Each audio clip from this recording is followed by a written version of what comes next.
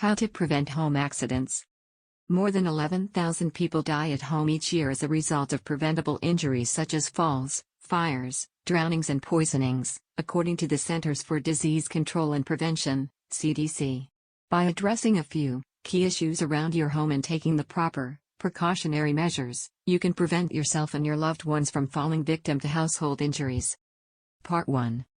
Addressing electrical issues. 1. Don't overload sockets. Many older homes contain electrical systems, which aren't properly equipped to handle the modern power demands. Don't tempt fate by plugging too many devices into the same socket. Never plug more than 2 appliances into an outlet at once. Using extension cords to plug multiple appliances into one outlet is also strongly discouraged. Large appliances such as your refrigerator should have an outlet to themselves. Contact a professional if you hear a sound coming from the outlet or smell something burning. Cover unused sockets with a socket plug. This is particularly important if there are small children in the home. 2. Have your electrical wiring checked. Dangers from electrical shock and fire are so concerning that when it comes to the construction industry, electrical wiring is very closely monitored. Even still, things can deteriorate over time. This is particularly true in older homes, but is applicable to newer homes as well. It may be a good idea to have a licensed electrician inspect your home if you've never had your wiring inspected. If the lights are flickering or some of the outlets don't function properly, this could be a sign of an electrical issue. Contact a professional to come in and inspect the house. Though it is not advisable, should you decide to inspect the wiring yourself, make sure to turn off the circuit on your breaker panel.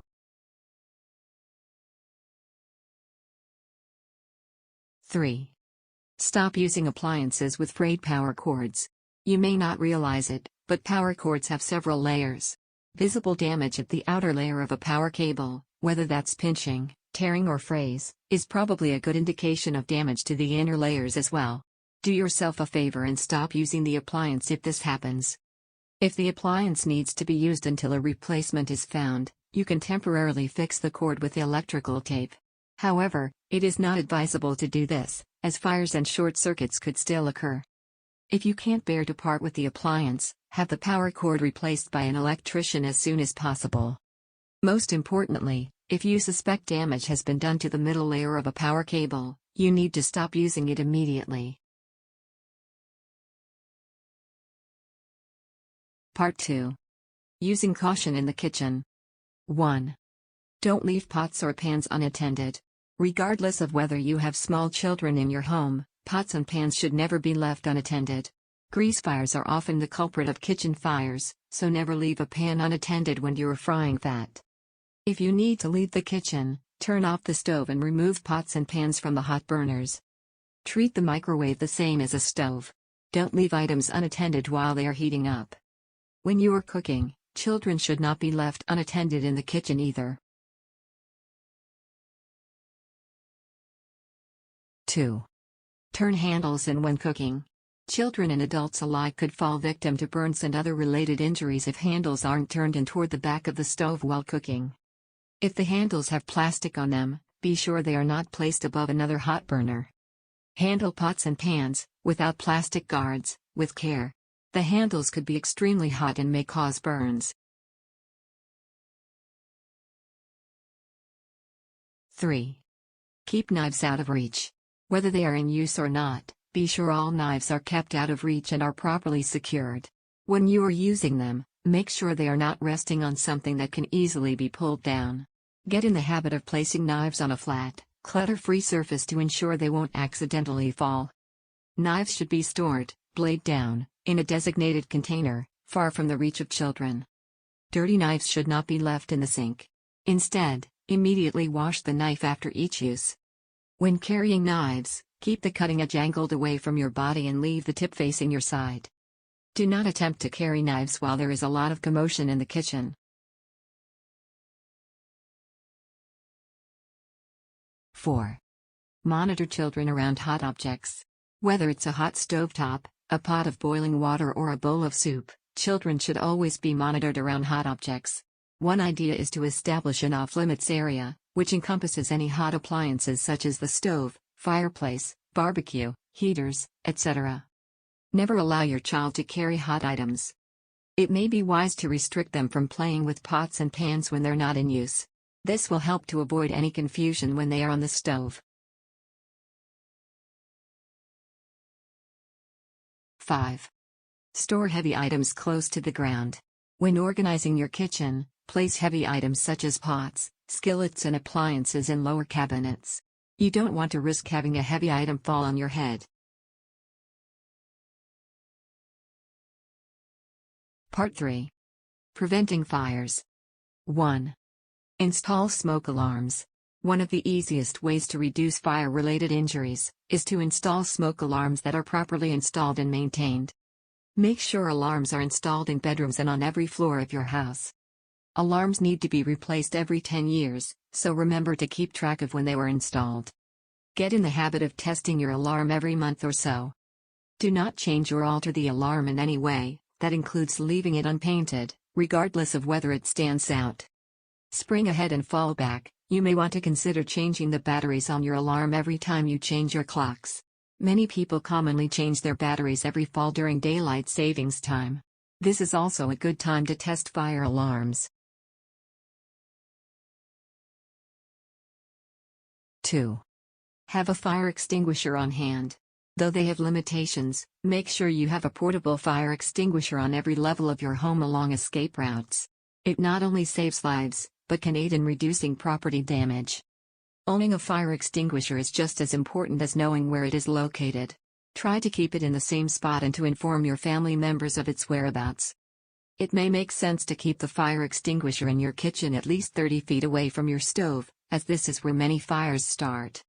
Read the instructions after purchasing a fire extinguisher and familiarize your family members with how to work it. To operate a fire extinguisher, remember the word pass. Pull the pin. Keeping the nozzle pointed away from your body, hold the extinguisher and release the locking mechanism. Aim low. Aim the extinguisher at the base of the fire, as opposed to the top. Squeeze the lever slowly and evenly. Sweep the nozzle from side to side. It's very important that you only use a fire extinguisher if the fire is small. Do not try to manage a fire that has spread throughout your house.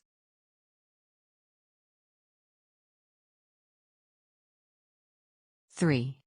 Create a fire escape plan. In the event of a fire, you and your family should have an escape plan, as you may only have a minute or two to escape from a rapidly spreading fire. 1 minute or two doesn't give you enough time to formulate a plan, which is why it's so important to have one in place. Prior to creating the plan, walk around the home and point out all exits. Establish a meeting location outside of the home. If there are children in the home, indicate which adults should get the kids. If the children are older, you may want to draw a map of the house, indicating exit points. Make sure everyone knows the plan and try to review it every couple of months. 4. Just say no to smoking in the house. The best way to prevent smoking-related injuries and accidents is to not allow it in your home. Any paraphernalia, such as matches and lighters, should be kept out of reach. If someone is smoking outside, provide them with an ashtray so that they can safely extinguish the cigarette. Part 4. Storing medicines and cleaning supplies. 1. Install safety locks where medicine/cleaners are kept. Have a designated spot for cleaning products, along with an additional spot for medicine. Keep the storage spaces locked, particularly if they are within reach of children. Don't forget to move medicine back to its safe storage spot after work or vacation. Medicine, which was accidentally left within reach of a child, a purse, counter, etc., results in 67% of emergency room visits for medicine poisoning. Similarly, return cleaning products to their spot immediately after use. Do not leave them laying around while you're cleaning. Have a plan in place for medicine brought into the house by visitors. It may help to have a cabinet installed in the guest bathroom that is out of reach from children. Don't let your children play with medicine bottles. While it may seem like a good substitute for a rattle, this will only cause confusion.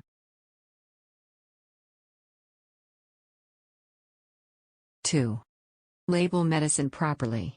In addition to being properly stored, medicine should also be labeled correctly. If possible, try to keep it in the original bottle, so as to avoid confusion. This will also help when it comes time to administer the medicine, as you will be able to follow the instructions. Keep an eye on expiration dates. If you do move the medicine into a new container, be sure to note the expiration date. 3. Consider outdoor cleaning products as well. It's not just potential hazards inside your home that you need to consider. Products such as windshield wiper fluid, pool cleaners and pesticides need to be safely stored as well. If you decide to store outdoor cleaners in the garage, be sure it is kept locked and shut when children aren't being supervised. You should still purchase a secure cabinet for such materials. Even after they've been installed, get in the habit of checking to make sure all cabinets/containers are tightly secured. Part 5. Taking additional precautionary measures. 1. Don't forget carbon monoxide detectors. Carbon monoxide is often referred to as the invisible killer, as it's an odorless, colorless gas. For this reason, always make sure you have a carbon monoxide detector installed in your home. Like fire alarms, carbon monoxide detectors should be checked frequently. If you hear the signal on the detector, check the batteries first. If the batteries are still working, immediately call the fire department. Wait for the fire department outside. 2. Install safety gates for small children. Choose the right type of safety gate based on the location. Primarily, there are two types of gates, one that requires screws in order to be mounted and another which is held in place by pressure. It's important to understand which type of gate should be used where. Gates used at the top of stairs are often hardware mounted, while pressure-mounted gates can be used at bottom of stairs and between rooms. Always follow the instructions carefully. When in doubt, ask a professional to install the gate. 3. Buy pads for area rugs. While an area rug can instantly transform a room, it can also be the source of household injuries. Always purchase a rug pad for your area rugs. In doing so, you can help to prevent children and adults, alike, from accidentally slipping. If you're concerned about a rug pad damaging your floor, consider a rubber pad, as it has a non-slip grip, is made of eco-friendly materials and is generally safe for hardwood floors. 4. Keep driveways and sidewalks clean. It is important, particularly during the fall and winter months, to keep driveways and sidewalks clean. Both should be free of leaves, snow and ice, in order to prevent injuries from occurring. The harsh winter months may also cause cracks and splits. Try to make the repairs as quickly as possible. If you are unable to fix the problem, seek the help of a professional. 5. Install lights at the top and bottom of stairs. One common household injury is falling down the stairs. The culprit is often dim or non-existing lighting. By adding lights to both the top and bottom of your staircase, you can help to prevent unnecessary falls. The same is true for outdoor steps. Be sure there is good visibility by installing an overhead light. You may want to consider installing a motion detector light for outside staircases as well, in case of unexpected visitors. 6. Fence in your pool. Thousands of American families suffer from unnecessary swimming pool tragedies on a yearly basis. By fencing in your pool and using a self-latching gate, you will be helping to prevent needless accidents. Consider a pool cover as well. This should be used in addition to and not in lieu of the fence. A pool alarm may also be useful to let you know when others get into the water. Ensure the fence is at least 4 feet tall, though anything above 5 feet tall is preferable.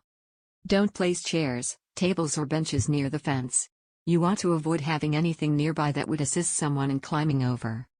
Be sure to actively supervise children when they are using the pool, and have everyone in your household informed on responding to aquatic emergencies.